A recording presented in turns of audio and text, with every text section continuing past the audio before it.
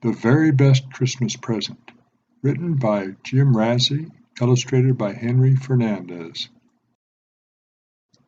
One snowy morning, a few weeks before Christmas, Mr. Floogle's doorbell rang. It was the mail carrier. He had a big orange cat in his arms. "Is this your cat?" asked the mail carrier. "I found it in your mailbox." "No," said Mr. Floogle, "I live alone, and furthermore, I don't like cats." "Meow," said the cat, looking cold and sad. "I can't keep it," said the mail carrier. "Oh, bother," said Mr. Floogle. Then he looked at the cat. "Meow," said the cat, looking back with his big yellow eyes. "Well, I guess I can keep it for today," said Mr. Floogle, "but tomorrow it must go." Mr. Floogle took the cat in and gave it a saucer of milk. Then he went about his chores. "Meow," said the cat as Mr. Floogle washed the dishes. "It's no use trying to talk to me," said Mr. Floogle. "I don't like cats."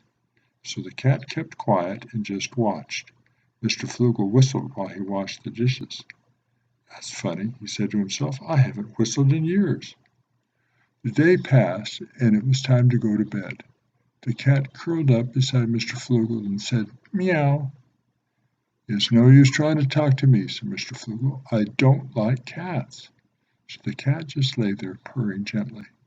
The purring put Mr. Floogle to sleep as soon as he closed his eyes. The next morning, Mr. Floogle took the cat out in his car and drove to a nearby dairy farm. "This is where I will leave you. You'll like it here," Mr. Floogle said. "I just don't like cats," Mr. Floogle said to himself as he drove away. Mr. Floogle went to bed that night and said, "That's that." But the next morning, very early, the doorbell rang. It was the dairy farmer. He had a big orange cat in his arms. "Is this your cat?" asked the dairy farmer. "I found it in one of my empty milk cans." "No," said Mr. Floogle, who was surprised to see the cat again. "I don't like cats." "Meow," said the cat, looking hopeful. "I can't keep it," said the dairy farmer. "Oh, bother," said Mr. Floogle. Then he looked at the cat. The cat looked back and purred. "Well, I suppose I can keep it for today," said Mr. Floogle with a sigh. "But tomorrow it must go." Mr. Floogle took the cat in and gave it a scrambled egg for breakfast.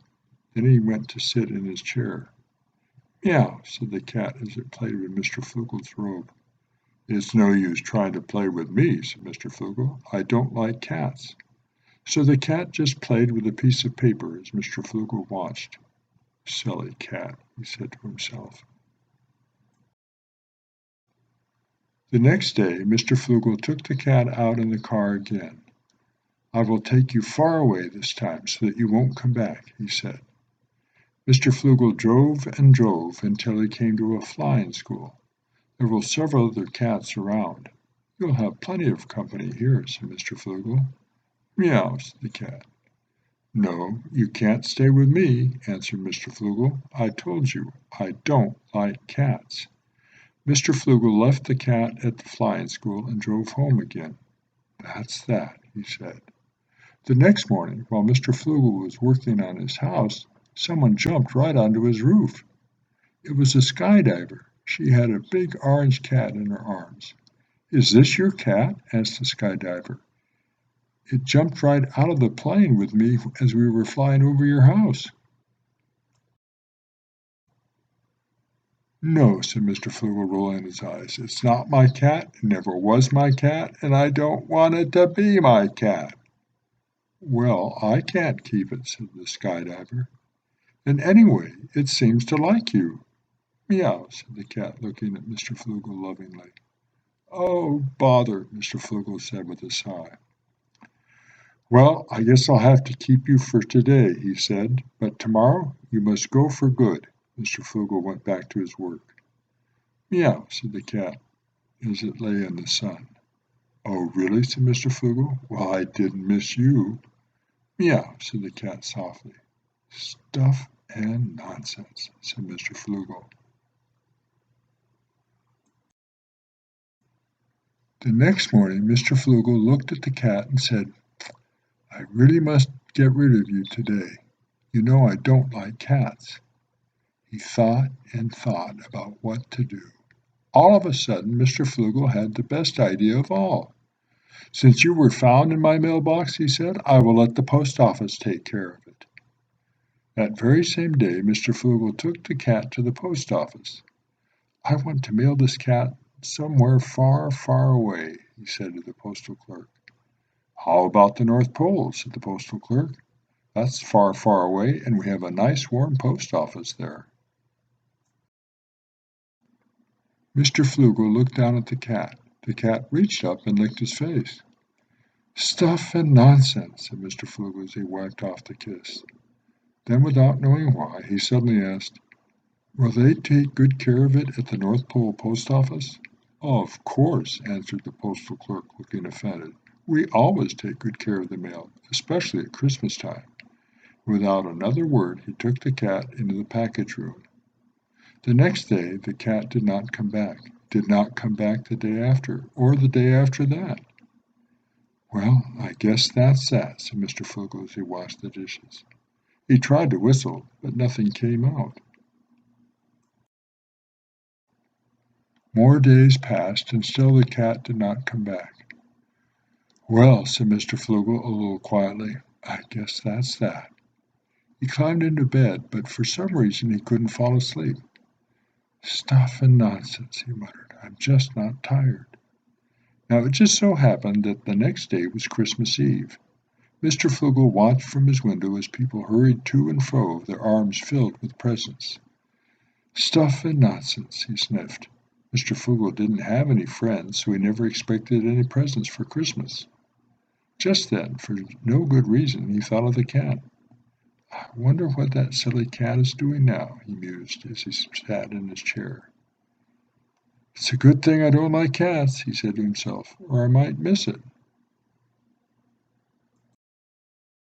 Just before midnight Mr. Floogle went to bed, but when he got under the covers he tossed and turned and couldn't get to sleep. When he finally did go to sleep, he started to dream. He dreamed that he was doing his chores and the cat was watching him. He dreamed that he was sitting in his chair and the cat was playing with his robe. He dreamed that he was in bed and the cat was purring beside him. He smiled to himself and reached over to pet it.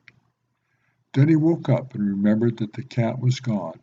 All of a sudden he felt very sad and lonely. "Stuff and nonsense," he whispered as he laid his head upon his pillow. "I don't even like cats." Just then someone rang his doorbell. He ran downstairs to answer it. It was Santa Claus. He had a big orange cat in his arms. "Is this your cat?" asked Santa. "I found it hiding in my sled at the North Pole." Mr. Floogle had been so used to saying no that he almost said it again. But suddenly he cried, "Yes, yes, it is my cat." "Meow," said the cat.